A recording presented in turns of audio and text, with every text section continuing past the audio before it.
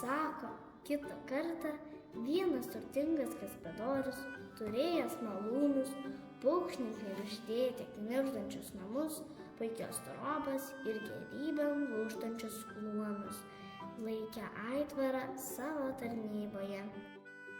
Aitvaras jam kasnakt plasnodavo, sykį pinigų maišą parneša, kitąsyk grūdų saujom pribyra.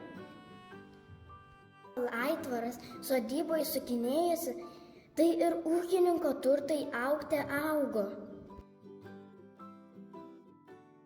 Bet štai sykį viena pikta kaimo boba, pavydėdama tokios laimės, sumanė aitvarą pražudyti.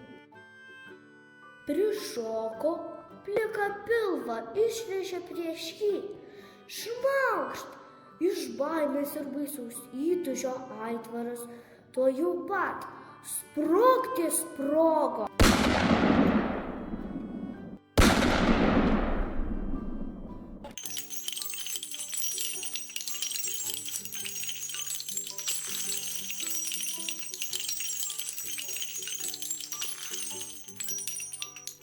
O su juo ir gaspadoriaus laimė kaip vėjas išsilakstė.